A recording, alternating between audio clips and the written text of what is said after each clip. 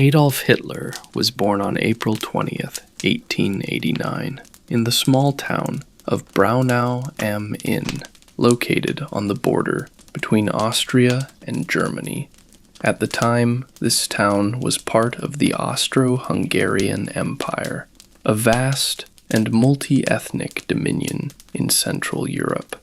Braunau itself was modest in size, consisting of narrow streets, a handful of administrative buildings, and rows of residential houses that reflected the functional architectural style common in small European towns of the late 19th century. Life in Braunau was structured, predictable, and shaped by seasonal changes. Winters were long and cold, with snow frequently blanketing the streets, while summers brought warmer days and lighter evenings. The rhythms of daily life were closely tied to work, school, and family routines. Market days were infrequent, and social gatherings tended to be small and local. In such a town, the boundaries between private life and public observation were subtle. Neighbors recognized each other, knew the daily habits of others, and observed changes in the seasons with quiet regularity. Hitler's father, Alois Hitler, was a customs official. This position required him to monitor the movement of goods and people across the border, maintain records, and occasionally conduct inspections. His work demanded precision and a strict adherence to rules and regulations.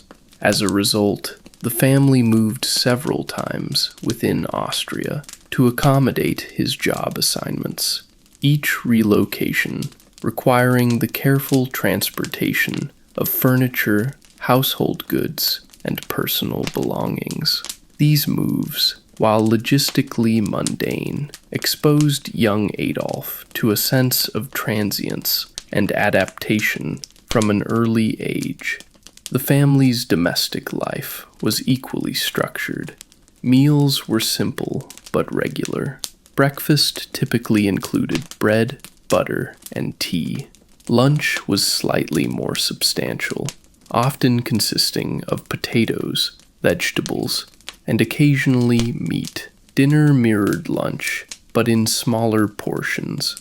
Household chores, clothing maintenance, and general upkeep followed predictable routines, with each family member playing a role in maintaining order. Education also formed a central part of Hitler's early life. He attended local schools, where discipline was strict and lessons were repetitive. Reading, writing, and arithmetic were emphasized, and students were expected to memorize information and follow instructions closely. Outside the classroom, children would engage in small games and activities, but these moments were brief and structured by the rhythms of the school day. The town of Braunau itself offered little in the way of distraction or variety. Streets were quiet, and public spaces were functional rather than decorative. Occasional seasonal festivals punctuated the otherwise steady passage of days, but these events were modest, reflecting the practical sensibilities of the community. Neighbors maintained polite relations, and social interactions were governed by customary rules rather than spontaneity. From a young age, Adolf Hitler observed his environment with attention to detail. The small differences between houses, the arrangement of furniture, and the flow of daily activity likely contributed to his developing sense of order and structure. The consistent routines, the clearly defined roles of family members, and the predictable seasonal changes formed a backdrop to his formative years, providing stability but also a narrowly defined understanding of the world beyond Braunau. By combining the personal details of the Hitler household with the broader context of Braunau and the Austro-Hungarian Empire, one can begin to see the complex interplay between environment, upbringing, and early personality development. Though small in scale, these early experiences in a border town of Central Europe offered young Adolf a distinctive perspective on order, hierarchy, and the social expectations of his time. By the time Adolf Hitler had settled into life in Vienna, the city had already undergone decades of transformation. The late 19th and early 20th centuries marked a period of rapid urban expansion.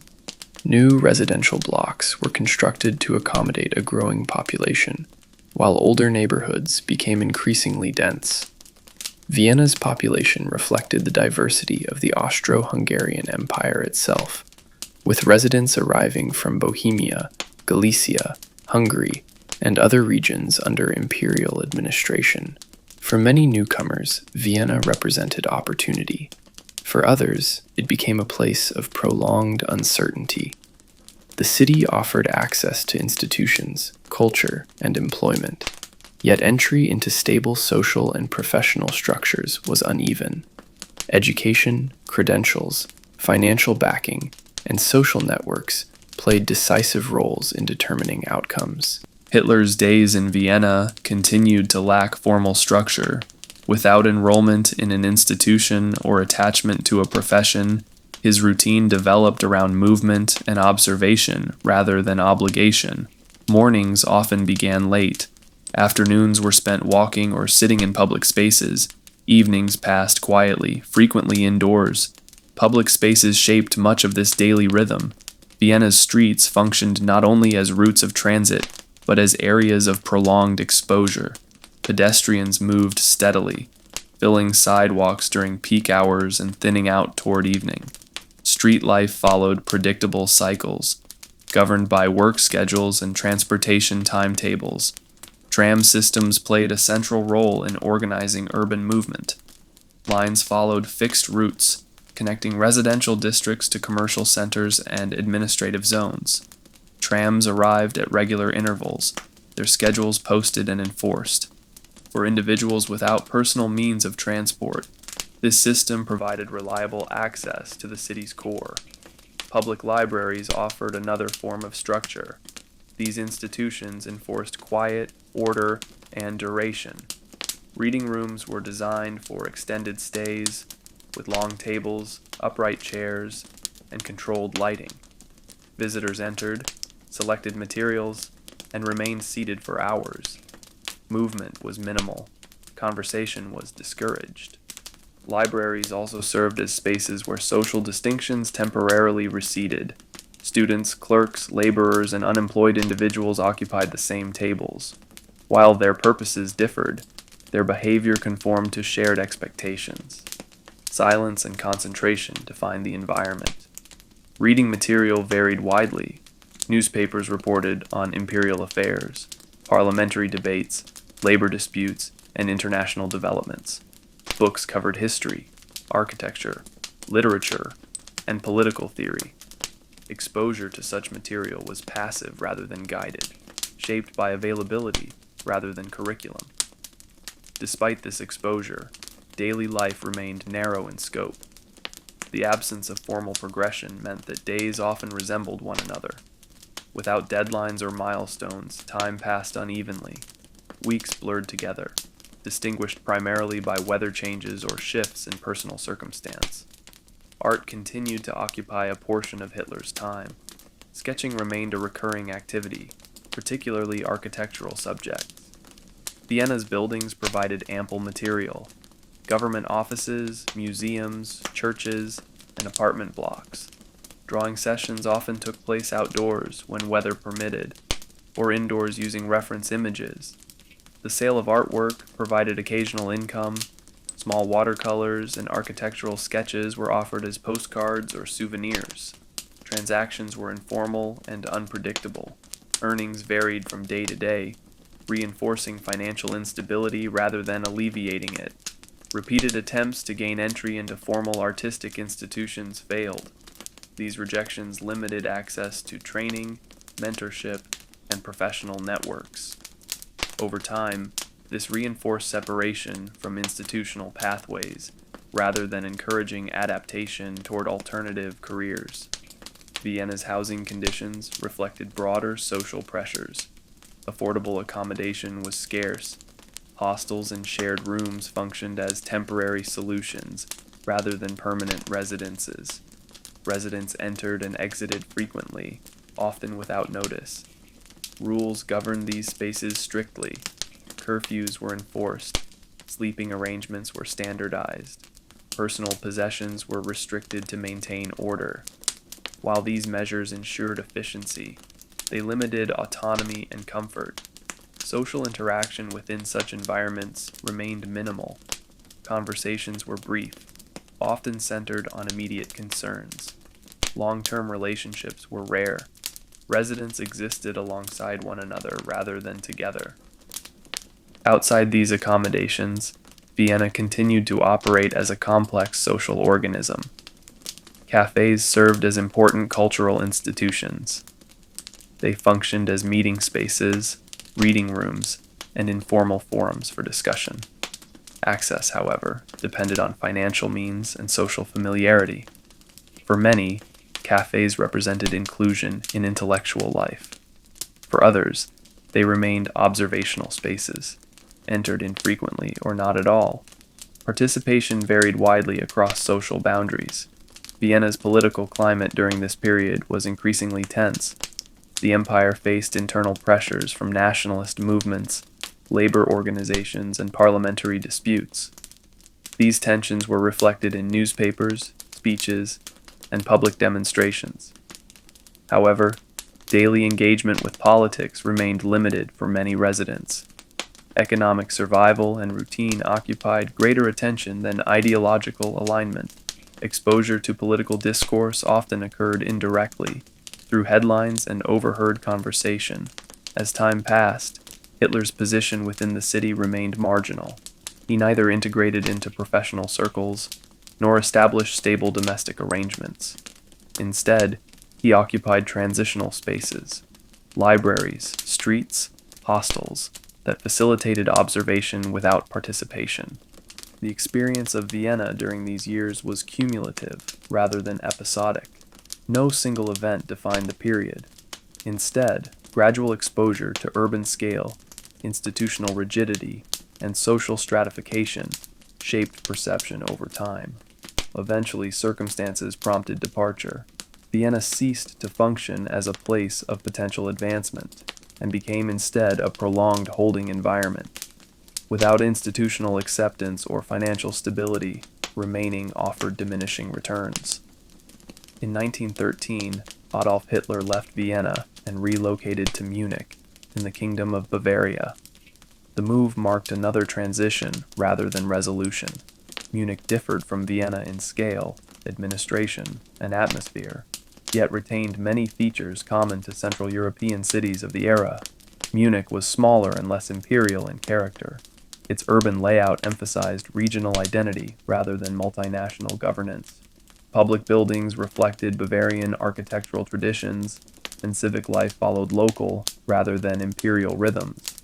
Upon arrival, Hitler's routine changed little. He continued to live in rented rooms with minimal furnishings. A bed, a table, and a chair constituted most living spaces. Lighting was modest, often provided by a single lamp. Meals remained simple and inexpensive. Eating establishments catered to working populations and offered limited menus. Financial uncertainty continued to shape daily decisions. Walking remained a primary activity. Munich's streets, while less expansive than Vienna's, offered familiar patterns of movement. Observation continued to dominate daily experience. Social interaction remained limited.